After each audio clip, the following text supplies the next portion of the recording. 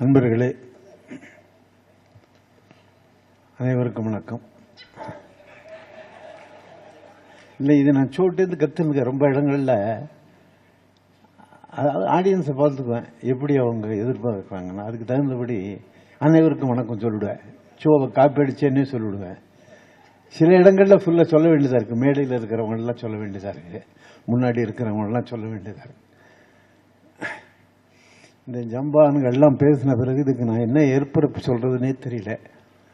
நான் மேடையில் உட்கார்ந்துருக்கும் போது எனக்கு ஒரு 40-50 ஆண்டு கால என்னுடைய வாழ்க்கையை நான் திருப்பி பார்த்தேன். அவர்கள்லாம் ஒவ்வொரு படத்தை பற்றியும் ஒவ்வொரு நாடகத்தை பற்றியும் சொல்லும் போதும் அந்த நாடகங்களுக்கு நான் பட்ட கஷ்டங்கள் எல்லாம் என் மனதில் போனது. அது நான் பட்ட சந்தோஷங்களும் மனதில் போனது. அது ஒரு பெரிய ஒரு ரெவல்யூஷன் மாதிரி திருப்பி இப்போ இத்தனை ஆண்டுகள் கழித்து என்னால் ஒரே இடத்துல பார்க்க முடியும்னா அது இந்த மேடையில் தான் என்னால் பார்க்க முடிஞ்சது. ஏன்னா என்ன பாருங்க, சோ, நம்ம கவிஞர் வாலி, அந்த மாதிரி தான் சில நேரம் பேர் மறந்துடுது எனக்கு. இப்போ சோ பரவாயில்ல, எனக்கு மோகன் சிவகுமார் இது ரொம்ப ஒரு பெரிய கிட்ட வியாதியாக இருக்குது. அதனால் நான் அதிக நேரம் பேசுறதில்லை. அதனால் சில நேரம் எழுதின்னு வந்துடுவேன். பட் இது நம்ம ஃப்ரெண்ட்ஸு தானே எல்லாரும், அதனால் மறந்தால் கூட அவங்கள்ட்டே கேட்டு என்ன பேருன்னு கேட்டுக்கலாம். இப்போ காந்தன் பேரே மறந்து போச்சுன்னா என்ன பேர், காந்தன் அப்படின்னு சொல்லிக்கலாமே அப்படின்னு தைரியமாக வந்துட்டேன். இல்லைன்னா அதர்வைஸ் நான் போகிறதுக்கெல்லாம் எல்லாத்தையும் ஐ ப்ரிப்பேர் இட். அது ஒரு நாள் பூரா உட்காந்து ப்ரிப்பேர் பண்ணிட்டு கரெக்டாக படிச்சு வர்றது, அதில் எந்த விதமான ப்ராப்ளமும் இருக்கிறதில்ல.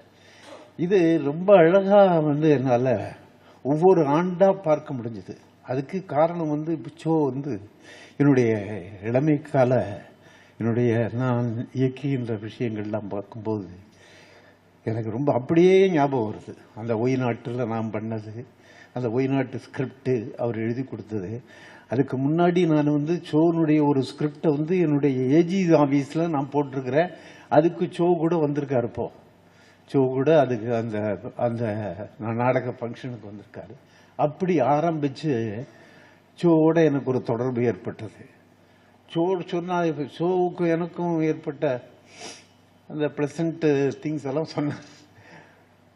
அது ஒன்றும் இல்லை, அவர் பாயிண்டில் அவர் ரொம்ப ஸ்ட்ராங்காக இருப்பார், என் பாயிண்டில் நான் ஸ்ட்ராங்காக இருப்பேன். இதுதான் ரெண்டு பேருக்குள்ள உள்ள டிஃப்ரென்ஸ். அதாவது எனக்கு சில சீன் அவர் அது சொன்னார். அவர் சில சீனில் ஜோக் அடிக்கக்கூடாது, சில சீனில் ஜோக் அடிக்கலாம், எல்லா நாளும் ஜோக் அடிக்கலாம். சில இடத்துல ஜோக் அடிக்கக்கூடாதுங்கிறதுல நான் ரொம்ப ஸ்ட்ராங்காக இருப்பேன். அதுதான் என்னுடைய கமிட்மெண்ட், அதுதான் என்னுடைய கன்விக்ஷன். அந்த இடத்துல சோ ஒரு ஜோக் எழுதியிருப்பார். ஜோக் எழுதியிருக்கானே, சோ இது வேண்டாம் சோ அப்படின்னா, இல்லை பாலு ப்ளீஸ் பாலு இதை வச்சுக்கிறேன் பாலு. ஐயோ, கெஞ்சா குறையா கெஞ்சுவார் என்கிட்ட. இல்லை, முதல்ல ஒரு தடவை அப்படித்தான் பார்த்தேன். இல்லை சரி ஓகே அப்படின்னு போயிட்டு அப்புறம் மேடையில் நாடகத்தில் சொல்லிட்டார். அதை நாடகத்தில் சொன்ன உடனே அதுக்கு அப்படிப்பட்ட ஒரு அபரிமிதமான கைதட்டல் வந்த உடனே I was made a pool. அப்புறம் ரொம்ப விக்டோரியஸா என்னை பார்த்து அதை அடிச்சுட்டேன் தெரியுமா அப்படின்னு. அதெல்லாம் அது சரி, பட் அந்த இடத்துல அந்த பர்டிகுலர் ஜோக் சொல்லக்கூடாது, அந்த இடத்துல சொல்லக்கூடாதுங்கிறது தான் என்னுடைய தீர்ப்பே தவிர அந்த ஜோக்கு தப்பு இல்லைங்கிறது இல்லை, அந்த இடத்துல கூடாது அப்படின்னு. அந்த மாதிரி ஜோ ரொம்ப இந்த விவேகா ஃபைன் ஆர்ட்ஸ் குரூப் எல்லாரும் அவங்களாம் அப்படியே என்னை அப்படி ஒரு கிங் மாதிரி நினச்சிட்டு இருப்பாங்க. ஆனால் ரிஹர்சலுக்கு நான் கரெக்டாக இல்லை, இந்த ஒரு ஸ்கூல் ஒன்று இருக்கும், அந்த ஸ்கூலில் ஒரு அபிராமபுரம் ஸ்கூல், அது வழியாக தான் டெய்லி இப்போ நான் வரேன். அதில் ஒரு 4 மணிக்கு ரிஹர்சல்னு போட்டிருப்போம். 4 மணிக்கு இல்லைன்னா நான் 3:55 உட்காந்துருப்பேன். மணியை பார்த்துட்டு இருப்பேன். நான் ஆஃபீஸுக்கு போகிறதெல்லாம் கூட மட்டும் அடிச்சுவிட்டு சைக்கிளில் லொங்குன்னு சைக்கிளில் நான் இப்போ இங்கே இல்லை, வேறு எங்கேயோ இருந்தேன், லொங்குன்னு சைக்கிளை முதிச்சுன்னு போட்டுட்டு உட்காந்துருப்பேன். 4:05 ஆகும், 4:10 ஆகும், 4:15 ஆகும், 4:30 ஆகும், 4:45 ஒத்துன்னு வரமாட்டான், ஒரு பயம் வரமாட்டான். ஏன்பா ஒருத்தரும் தான் வரலையே ஷோவாவது வரலாம் இல்லை, அவர் தானே ரைட்டர், அவர் தான் வரலைன்னா அவர் தான் லேட்டா வருவான். அப்புறம் பிடிச்சி நான் கண்ணாபண்ணான்னு கத்துவேன், கண்ணாபண்ணான்னு திட்டுவேன். உங்களுக்கு எல்லாம் எப்படியா நான் வந்து உன்னை டைரக்ட் பண்றது, எப்படி டைரக்ட் பண்றது? டைரக்டர்னா டிசிப்ளின் இருக்கணும், இந்த டிசிப்ளின் நீ கடைப்பிடிக்கணும். இல்லை பாரு உங்களுக்கு எல்லாம் அது பழக்கம் இல்லை, அது அப்படியே பழகிட்டோம், அப்படியே ஜாலியாகவே இருந்து பழகிட்டோம். அது எல்லாம் இந்த விவேகானந்தா ஃபைன் ஆர்ட்ஸ், விவேகானந்தா காலேஜில் படிக்கிற குரூப், அது எல்லாம் இந்த காலேஜில் அடிக்கிற காசிப் மாதிரியே டிராமாவையும் நடத்தணுங்கிற மாதிரியே அவங்களுக்கு ஒரு ஒரு ஒரு திட்டம். ஆனால் இன்னைக்கு நான் நினைச்சு பார்க்கும்போது, அன்னைக்கு வந்து சோவனுடைய எப்படி அவர் எழுதினார் அப்படின்னு பார்க்கறதையும் இன்னைக்கு சோ எழுதுறதுனுடைய எழுத்தையும் நான் கம்பேர் பண்ணி பார்க்குறேன். There is a gulf of difference. There is a gulf of difference between what he wrote in the earlier days. அது வந்து இப்போ நான் சோவை வந்து அடிக்கடி பேசும்போதெல்லாம் சோவை பற்றி என்ன சொல்லுவேன்னா, is the Bernard Shaw of தமிழ்நாடுன்னு சொல்லுவேன் நான். அப்படி ஒரு பொசிஷனுக்கு வரக்கூடிய லெவலுக்கு சோ வந்தாருன்னா என்னதுனாலன்னா, பின்னாடி எல்லாம் இந்த கொஞ்சம் அசட்டுத்தனமான ஜோக்கெல்லாம் அடிக்கிறதெல்லாம் நிறுத்தினுட்டு அதுக்கப்புறம் கொஞ்சம் கான்கிரீட்டா வேற ஒரு சட்டையருக்கு வந்து இறங்கினார் அவர். ஜோக்கு வேற, சட்டையர் வேற. ஸோ சட்டையருங்கிறதுல வந்து லேண்ட் ஆனார் அவர். அந்த லேண்ட் ஆனதுக்கு பிறகுதான் சோ வந்து மிகப்பெரிய ஹைட்டுக்கு போனார், மிகப்பெரிய ஹைட். அந்த அவருக்கு போன அந்த ஹைட்டை இந்தியாவில் யாருமே ரீச் பண்ணல, இன்னி வரைக்கும் ரீச் பண்ணல. அந்த நாடகங்கள்லாம் நடக்கும்போது 2 டிராமா 2வது இதில் பாதியில் வந்துட்டேன்னு நினைக்கிறேன் நான். இந்த ஒய்நாட்டு நாடகம் மட்டும் ஃபுல்லாக இருந்தேன், வெயிட் அண்ட் சி பண்ணேன். வாட் ஃபார் ஓடிட்டேன் சார், ஓட்டிட்டேன். வாட் ஃபார் ஓடிட்டேன்னா இல்லை, டிசிப்ளினே கிடையாது, எப்போ வருவாங்கன்னு தெரியாது. ஒரு ஆனால் மரியாதையாக இருப்பாங்க, திட்டவும் முடியாது, எல்லாம் அங்கங்கே எல்லாம் பணக்கார விட்டு பசங்க வேற. இவங்களை திட்டினா என்னடா கஷ்டம், நமக்கு ஏண்டா வம்புன்னு அப்படின்னு வேற தோணும். இதுக்கே நமக்கு சரிப்பட்டு வராது. எல்லாம் நமக்கு கீழே இருக்கிறவங்களா பார்த்துக்குவோம். ஒண்ணுமே நமக்கு மேல் லெவல்ல இருக்கிறவங்கள வச்சுக்க நம்மளால மெயின்டைன் பண்ண முடியாது அப்படின்னு கீழே இருக்கிற லெவலுக்கு வந்து வச்சுக்கலான்னு போயிட்டு நான் அப்புறம் I started my own troupe. அப்போ அவர் சொன்னார் ஒரு நாளைக்கு ஒரு சீன் நான் டைரக்ட் பண்ணி முடிச்ச உடனே, Balu you are going to be another Sridhar அப்படின்னு சொன்னார். அது அவர் சொன்ன டேட்ல வந்து நான் சினிமாவை பத்தி கற்பனை கூட பண்ணி பார்க்காத ஒரு நேரம், சினிமாவை பத்தி நினைச்சே பார்க்காத ஒரு நேரம். அடைச்சி போப்பா, நீ என்ன ஸ்ரீதரங்க, நான் இங்க என்ன விளையாடுறேன், நீ போ ஏதோ நாடகம் நான் சொன்னதை கேட்டு பண்ணிட்டு போ அப்படின்னு சொல்லி விட்டேன் இன்னைக்கு. அது அவரை என்ன விஷுவலைஸ் பண்ணியிருக்காரு அப்ப அந்த ஸ்டேஜ். இதே மாதிரி நாகேஷ் ஒரு தடவை விஷுவலைஸ் பண்ணியிருக்கான் நாடகத்தில். நான் டைரக்ட் பண்ணும்போது நீ வந்து அவர் ஸ்ரீதர்னு சொல்லலையே தவிர தமிழ்நாட்டு ஸ்ரீதர்னு சொல்லலை. ஒரு நாடகம் முதல்ல அரங்கேற்றது அன்னைக்கு வரும், நானும் நாகேஷும் அவனுடைய புது வண்டியை எனக்கு காட்டுறதுக்காக ஃப்ரண்ட் சீட்டில் என்ன உட்கார வச்சுன்னு அவன் டிரைவ் பண்ணுறான். டாப் வேற இல்லை இந்த வண்டிக்கு. அது இந்த இந்த இந்த ரோட்டில் கத்தீட்ரல் ரோட்டில் தான் வருது. அப்போல்லாம் இதே கிடையாது, டிராஃபிக்கே கிடையாது. அவ்வளோ ஸ்பீட் 110 மைல்ஸில் வரான் அவன். 110 மைல்ஸில் வரான். 110 மைல்ஸில் வரும்போது எனக்கு ரொம்ப பயமாக போச்சு. நாகேஷ் என்னவா இப்படி போகிற, மெதுவாக போடாலும் போது நாடக மேடைக்கு தண்டா போடுறோம், மேலே போடலான்னு அப்படின்னு நான் சொல்கிறேன். அப்போ நாகேஷ் சொல்கிறான், பாலு எனக்கு தெரியாதா, ஓட்டிகிட்டே சிகரெட் வேறு பிடிச்சிக்கிட்டே வேறு விட்டுவான், அது வேறு பற்ற வச்சுக்குவான் நடுவில். அப்படி பெரிய கில்லாடி அவன். அப்போ சொல்கிறான், பாலு என் பக்கத்தில் வந்து உட்கார்ந்து இருக்கிறது தமிழ்நாட்டினுடைய ஒரு மிகச்சிறந்த டைரக்டர் அப்படிங்கிற நினைப்பு எனக்கு இருக்கு பாலு, அந்த ரெஸ்பான்சிபிலிட்டி எனக்கு இருக்கு அப்படின்னு சொன்னான். ஸோ இவங்க 2 பேரும் தான் விஷுவலைஸ் பண்ணியிருக்காங்க. அப்கோர்ஸ் அதுக்கு ஓரளவுக்காவது நான் வந்து ஈடுகட்டிருக்கேன்னு நினைக்கிறேன். அதே மாதிரி வாலி அவர்கள்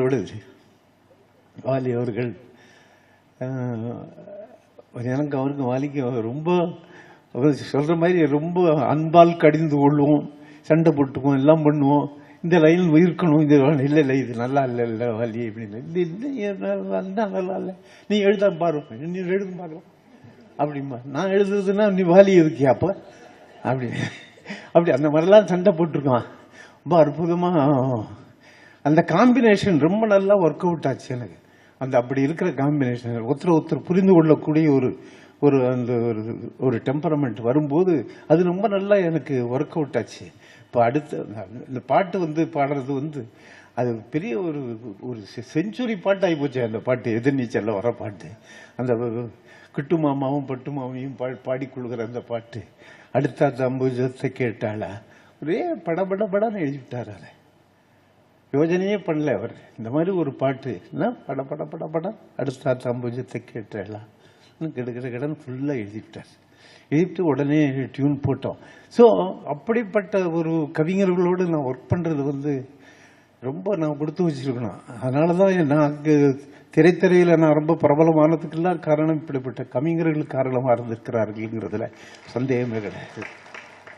நிச்சயமாக இவராகட்டும், அதற்கு பிறகு கண்ணதாசன் ஆகட்டும், அதற்கு பிறகு வைரமுத்து ஆகட்டும், அவர்கள்லாம் இருந்திருக்கிறார்கள். அவங்களுடைய contribution it has been very great இந்த ஓன் ஆங்கிள். அப்படி இருந்து அதுக்கு பிறகு வாலி அவர்கள் நடிக்கிற வைக்கிறதுல எனக்கு ரொம்ப பிடிவாதமாக இருந்தேன். வாலியைத்தான் நடிக்க வைக்கணும்ட்டு. ஏன்னா அவருடைய ஃபேஸ் எனக்கு ரொம்ப பிடிக்கும். ரொம்ப அழகாக இருக்கு அந்த ஃபேஸ். இந்த ஃபேஸ் இந்த பர்டிகுலர் ரோலுக்கு ரொம்ப நல்லா இருக்கும் அப்படின்ட்டு தீர்மானம் பண்ணி அவர் எப்படியாவது எழுத வைக்கணும் அதுக்கு அப்படின்னு சொல்லி தான் முதல்ல மாட்டேன்னு சொன்னார். அப்புறம் ஒரு வாரம் கழிச்சு சரின்னு சொன்னேன். அப்போதான் திட்டினேன். அது அப்பவே சொல்லியிருக்கலாமே, என்னையா பெரிய இது போடலாங்கான்னு ஏதோ சொல்லியிருக்கேன் அன்னைக்கு நான். அப்புறம் ஆனால் என்ன எதிர்பார்க்கறது, எப்படி வரவழைக்கிறதுங்கிற ஒரு யுக்தி எனக்கு தெரியும். அறியாமலே எனக்கு தெரியும். ஏதோ இன்ட்யூஷன்ல எனக்கு தெரியும் யாருக்கிட்ட இருந்து என்ன வரவழைக்கிறதுங்கிறது. அந்த யுக்தியை மட்டும் கண்டுபிடிச்சிருவேன் கொஞ்ச நேரத்தில். அப்படி வந்ததுதான் என்னுடைய நடிகர்கள்லாம் சக்சஸ்ஃபுல் ஆனதுக்கு காரணமாகவே இருந்திருக்கிறது. என்னுடைய இன்ட்யூஷன் ஓரளவுக்கு காரணம். அப்படிப்பட்ட நல்ல கலைஞர்கள்லாம் உருவாக்கப்பட்டிருக்கிறது காரணம் ஆனால் ஒன்று மட்டும் சொல்ல, உழைப்பு, அந்த டெடிகேஷன் அண்ட் டிவோஷன், 3 ரொம்ப முக்கியம். நீ என்ன சொல்லுங்க, ரொம்ப மேலுக்கு வந்தவங்க, முன்னுக்கு வந்தவங்க, அவங்க எல்லாருடைய லைஃபையும் எடுத்து பாருங்க. இந்த 3 காமன் ஃபேக்டரா இருக்கும். டிவோஷன், டெடிகேஷன், என்ன சொன்ன, உழைப்பு, ஹார்ட் ஒர்க் சொன்னேன். அப்படி அதுல நான் ரொம்ப பிடிவாதமா இருப்பேன். அப்படித்தான் ஏதோ இந்த காலத்தில் வந்தேன். எனக்கே இந்த பழைய நாடகங்கள்லாம் பார்க்கும்போது எனக்கே ரொம்ப ஆச்சரியமா இருக்கு. இப்படியெல்லாம் நான் எடுத்திருக்கிறேன்னா, அது உதாரணமாக ஒரு 10 நாள் முன்னாடி 15 நாள் முன்னாடி நான் அந்த இதை பார்த்தேன், ரயில் ஸ்நேகத்தை. நானே போட்டு அசந்து போனேன். இவ்வளோ அழகாக எடுத்திருக்கேன் நான் இதை அப்படின்னு நினைச்சேன். இப்போ நம்ம அப்புறம் கிரேசி மோகனோட தொடர்பு ஏற்பட்டது. கிரேசி மோகன் நாடகங்கள்லாம் பார்த்துட்டு நான் ரொம்ப சீரியஸ் பிளேஸ் எல்லாம் நிறைய எழுதிட்டு இருந்தேன். சீரியஸ் ஃபிலிம்ஸ் பண்ணிட்டு இருந்தேன். சீரியஸ் ஃபிலிம்ஸ் எல்லாம் பண்ணிக்கிட்டு இருக்கும்போது I wanted to take a leave off from emotion. இல்லைன்னா somebody quoted, I was a bundle of emotions. So அந்த இமோஷன்ஸ்லேருந்து வெளியே வரணும். அதனால அடுத்தது காமெடி படமாக பண்ணிடும், ஒரு காமெடி படமாக பண்ணுவோம் அப்படின்னு சொல்லி தான் இவருடைய நாடகத்தை போய் பார்த்தேன். மேரேஜ் மேடுன்னு சொல்லுன்னு பார்த்தேன். அந்த நாடகத்தில் ஒரு நல்ல நாட்டு இருந்தது, ஒரு சினிமேட்டிக் நாட்டுன்னு சொல்லுவாங்க. அந்த சினிமேட்டிக் நாட்டு இருந்தது அதில். ஸோ அதை பண்ணலாம் அப்படின்னு சொல்லிட்டு முடிவு பண்ணி, அடுத்தது நான் ஐ எம் கோயிங் டு போய் ரெஸ்ட்டில் இருக்க போகிறேன் நான்.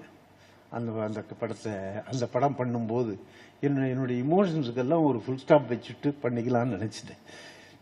நான் என்ன சொன்னேன், ஷோவிட்ட நீங்களே வசனம் எழுதிடுறீங்க, திரைக்கு தகுந்த மாதிரி நீங்களே வசனம் எழுதிடுறீங்க அப்படின்னு சொன்னார்.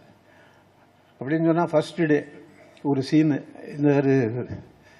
ஏதோ ஒரு சீன் மறந்து போச்சு. அந்த சீனுக்கு டயலாக் அந்த சீன் ஒரு 2 நிமிஷம் போகலாம், மிஞ்சி இருந்தால் 2 நிமிஷம் போகலாம். 70 பக்கம் எழுதி அனுப்பிச்சிருக்காரு. 70 பக்கம்னா 70 பக்கம் எழுதி அனுப்புறாரு அவர் சீனு. ஐயோ இங்கே கூப்பிட்டு என்ன 70 பக்கம் எழுதியிருக்கேன், இல்லை எனக்கு தோணுனதெல்லாம் எழுதிட்டு எது வேணாலும் வச்சுக்கோங்க, வேணாங்கிறத கட் பண்ணிவிடுங்கன்னாரு. அந்த மாதிரி ஃபர்ஸ்ட் பேஜில் 3, செகண்ட் பேஜில் ஒரு 3 டைலாக், 3rd பேஜில் 4 டைலாக், அப்புறம் 4th பேஜில் 4 டைலாக் அப்படின்னு கனெக்ட் பண்ணி நான் எடுப்பேன். அதுக்காக அப்புறம் நான் சொன்னேன், இதுக்காக நான் சொன்னேங்கிறதுக்காக நீ குறைச்சிக்காத, உனக்கு உன் மைண்டில் என்ன வருதோ எல்லாத்தையும் எழுதிடும், நான் பார்த்துக்கிறேங்க. எடிட்டிங் வேலையை நான் அங்கே பார்த்துக்கிறேன்.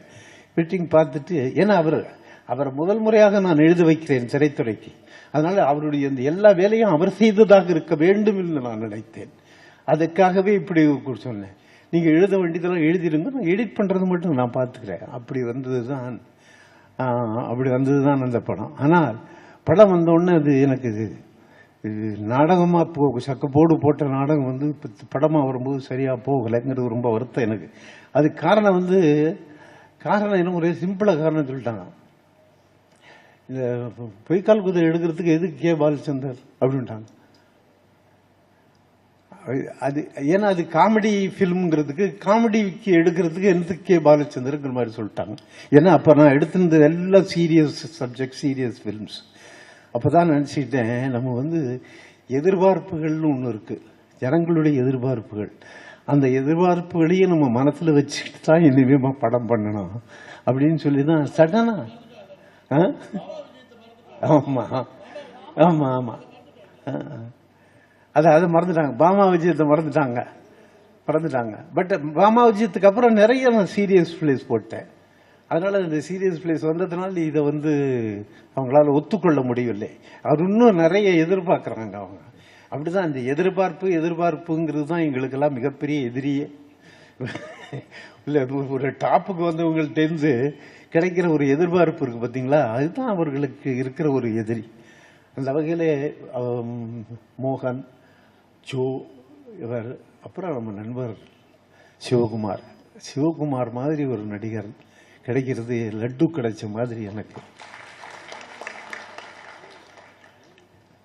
என்ன அவருக்கு இந்த சொன்ன பாருங்க, அந்த 3 அவருக்கு ஃபுல்லா உழைப்பு, கடின உழைப்பு, டிவோஷன், டெடிகேஷன். நம்ம நடிக்கிறதுக்காக வந்திருக்கோம்னா அதை கரெக்டா பண்ணணும். அண்ணன் என்னட்ட போக மாட்டாரு, அதை பேச மாட்டாரு, பம்பு பேச மாட்டாரு, காசிப் பேச மாட்டாரு. என்ன டைலாக், அந்த டைலாக் பேசும். ஸோ இவரை நம்பி தான் நான் வந்து அந்த சாங் எல்லாம் கொடுத்தேன், அந்த கேரக்டர்லாம் கொடுத்தேன். அற்புதமாக வேலை வாங்க முடியும் அவர்கிட்ட. வேலை வாங்க முடியும்னு சொல்றேன், வேலை வாங்க முடியும், அவரால் கொடுக்க முடியும். அது கிவ் அண்ட் டேக் இருக்கணும். அதுல ஒரு சைடே மட்டுமே இருக்கக்கூடாது, அது எப்பவுமே கிவ் அண்ட் டேக் இருக்கணும். ஸோ அவர்கள் ஒரு சொன்னாரு, என்ன ஒத்தனை மட்டும் மாற்ற முடியல அப்படின்னு. இன்னொரு நாள் தான் நாடகம் இருந்திருந்தா ஒன்னையும் ஒரு நல்ல நடிகனாக ஆக்கியிருப்பேன். 2வது நாடகத்திலே ஓடி வந்து விட்டேன் என்கிற ஒரு காரணத்தினாலே தான் நீ அந்த குற்றத்தை என்னை குற்றவாளியாக்க சொல்லுகிறாய். இல்லை சோ, ஒரு இன்னும் 4 நாடகத்துல நீ எங்கிட்ட இருந்தனா நான் ஒரு வேற ஷோ ஆக்கியிருப்பேன். அது நல்லதும் இல்லை, ஏன்னா இன்றைக்கு இருக்கிற அந்த ஷோ கிடைச்சிருக்க மாட்டாரு எனக்கு.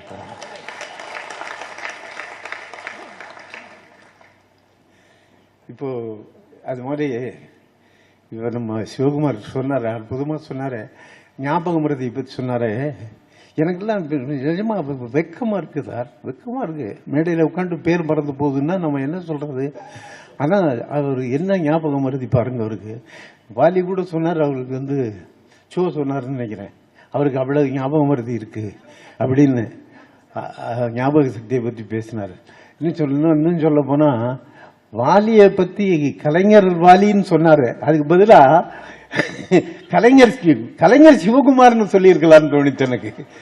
ஏன்னா அவர் கலைஞருக்கு இருக்கிற அந்த இப்ப கூட எப்ப போனாலும் சரி அவருடைய ஞாபக சக்தி ரொம்ப அபாரமான ஒரு ஞாபக சக்தி. ஐயோ அது யாராலும் அதை பீட் பண்றதுக்கு ஆளே கிடையாது. அப்படிப்பட்ட ஒரு ஞாபக சக்தி அவருக்கு உண்டு. அந்த ஞாபக சக்தி அவருக்கு இருக்கிறது, அவ்வளவு அற்புதமான ஞாபக சக்தி. இவர்கள் எல்லாரும் இருந்ததுனாலதான் என்னால வந்து திரைத்துறையில என்னால் போட்டு கொண்டு வர முடியுது. அதற்கு பிறகு திரைத்துறையிலிருந்து இறங்கி வந்த பிறகு இந்த ஸ்மால் ஸ்கிரீனுக்கு வந்தேன். ஸ்மால் ஸ்கிரீனுக்கு வந்ததுக்கு பிறகு அங்க என்ன செய்யலாம்னு ஒரு ஏதாவது பண்ணணும். மறுபடியும் I must go to the first level. நான் பண்ணணும். அப்படி பண்ணதுதான் இந்த ரயில் ஸ்நேகம். இந்த ரயில் ஸ்நேகம் அதுவும் தூர்தர்ஷன்ல என்ன மிஸ்டர் இவர் இருந்தாருங்க, அப்போ நடராஜன் இருந்தாருங்க. நடராஜன் இருந்த பீரியட்ல வந்தது அந்த தூர்தர்ஷன். அது வந்து வாசந்தி அவர்கள் எழுதிய ஒரு சின்ன கதை ஒன்று. அந்த கதையினுடைய பேஸு எனக்கு ரொம்ப பிடிச்சது. அதுதான் நான் அந்த ஸ்க்ரீன் பிளேயாக பண்ணேன். அது படம் மாதிரி தான் எடுத்தேன். நான் அதை படம் மாதிரி எடுத்தேன். அப்போ ரொம்ப நல்லா இன்றைக்கும் பேசப்படுகின்ற போற்றப்படுகின்ற ஒரு இதாக எனக்கு வந்தது.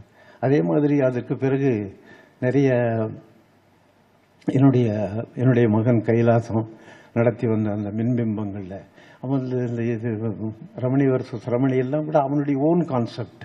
என்னுடைய கான்செப்டே இல்லை. நான் என்னை யாரிடமும் நான் திணிக்க விரும்பவில்லை. நான் தனியாக இருப்பேன். கைலாசம் மட்டும் தனியாக ஒர்க் பண்ணுவான். அவனுடைய கான்செப்டை சொல்லி தான் அதெல்லாம் பண்ண வச்சு சார். அதெல்லாம் பண்ணிவிட்டு கடைசியாக காட்டுவான் என்கிட்ட. கடைசியாக காட்டும்போது ரொம்ப நல்லா இருக்கு அப்படின்னு சொல்லுவேன். ஸோ அதை ஒரு இண்டிபெண்டன்ஸ் கொடுத்துருவேன் நான் எப்போவுமே. இப்போ என்னுடைய கம்பெனியில் வந்து இன்னொரு டைரக்டர் வந்து வேலை செய்கிறாருன்னா ஃபுல் இண்டிபெண்டன்ஸ் கொடுத்துட்றது அவங்களுக்கு. அவங்க என்ன செய்யணும்னு நினைக்கிறாங்களோ செஞ்சிடலாம். அது எங்கேயானு அது ஒத்து வருதா வரலையா என்ன முடிவு தப்பா ஏதானு வரும்போது தான் நான் சொல்கிறேன். அதர்வைஸ் அவங்க போக்குக்கு விடணும். அப்போ தான் அவர்களும் வளர முடியும், அவர்களும் முன்னேற முடியும். அதாவது அவங்களுடைய கான்ட்ரிபியூஷனை நம்ம எக்ஸ்ட்ராக்ட் பண்ணிக்கணும். எப்படி நடிகர்களுடைய கான்ட்ரிபியூஷனை நம்ம எக்ஸ்ட்ராக்ட் பண்ணிக்கிறோமோ அதே மாதிரி தான் நடிகர்கள், இயக்குநர்கள், ரைட்டர்ஸ் எல்லாருடைய கான்ட்ரிபியூஷன் நம்ம எக்ஸ்ட்ராக்ட் பண்ணிக்கணும். அந்த வகையில் அவன் பண்ணிட்டு இருந்த அந்த இதுக்கெல்லாம் I must thank my son Kailasam for bringing out such very beautiful. நானே பார்த்து அசந்து போன சந்தர்ப்பங்கள்லாம் உண்டு. அதற்கு பிறகு நாடகத்துக்கு நான் வந்த போது பீரியடில் நாடகத்தில் முதல் நாடகத்தை பற்றி ஒரு 2 வார்த்தை சொல்லணும்னு நினைக்கிறேன். பௌர்ணமியை வந்து ஒரு கான்செப்ட் மட்டும் நான் சொன்னேன். நானே எழுதணும்னு நினச்சிட்டு வச்சுட்டு இருந்தேன். அப்புறம் சரியாக உட்கார்றதுக்கு நேரம் வர மாட்டேங்குது, உட்கார முடிய மாட்டேங்குது. அப்படி இருக்கிற நேரத்தில் எனக்கு சட்டுன்னு தோணுச்சு, நம்ம ஸ்ரீவத்சனுடைய நாடகங்களை நான் பார்த்தேன். அதனால் ஒரு நாளைக்கு ஸ்ரீவத்சனை வர சொன்னேன். நான் I will give you A concept, நீ அதை கொஞ்சம் அப்படியே மேடை நாடகமாக பாடு, எழுதி கொண்டு வா அப்படின்னு சொன்னேன். அதுக்கப்புறம் அவர் எழுதி கொண்டு வந்தார். அப்புறம் சில சேஞ்சஸ் எல்லாம் சொன்னேன். அதுக்கப்புறம் ஃப்ரம் A to Z அவர் ஸ்ரீவத்சன் எழுதின அந்த நாடகம் தான் அது